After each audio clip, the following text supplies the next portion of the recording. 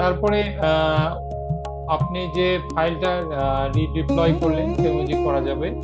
এবং পাশাপাশি যে আপনার টেমপ্লেট বা লাইকার স্কেল বা বিভিন্ন প্রশ্নমালা কোর্সে চয়ন করেছেন সেটা একবারে এখানে ডিজাইন ফ্রেমিং করা যায়। এবং পাশাপাশি আপনি ইংলিশ বাংলা রাখতে পারবেন, বাংলাটাকে আপনি ইউনিকোডে করে রাখলে ইংলিশ বাংলার পাশাপাশি সুন্দরভাবে শো করে, যেটা এসপিএসএস এ করা সম্ভব না, কিন্তু এখানে ইজিলি করা যায়। যেমন নাম, সেক্স, অকুপেশন, অর্থাৎ যে ইংলিশ করতে হবে সে বাংলা করেও ডাটা কালেকশন এবং রেসপন্ড উত্তরদাতার ক্ষেত্রে অনেকটা সহযোগিতা হবে। তারপরে আপনি ইজিলি রিপোর্ট জেনারেট করতে পারবেন সুন্দরভাবে। আপনি যে কোনো ভাবে কমান্ড দিয়ে ওখানে রিয়েল টাইম ডাটাবেস হলেও অটোমেটিক একটা রিপোর্ট জেনারেট হবে।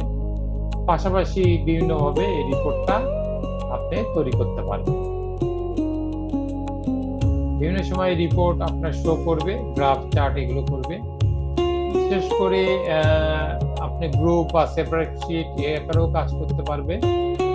বিভিন্ন এক্সেল বা ডট সিএসভি, সেপারেট ভ্যালু এবং জিএস সফটওয়্যার ইউজ করতে পারবেন।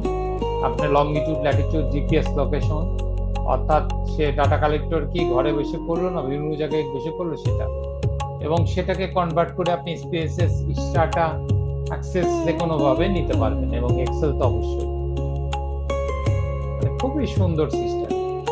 ধন্যবাদ সকলকে ভিডিও টিউটোরিয়ালটা দেখার জন্য। আমরা এখন পরবর্তী মেন সেশন, অর্থাৎ আমরা দৃষ্টান্ত স্বরূপ বিভিন্ন থিওরিটিক্যাল এন্ড প্র্যাকটিক্যাল সেশনে চলে যাব।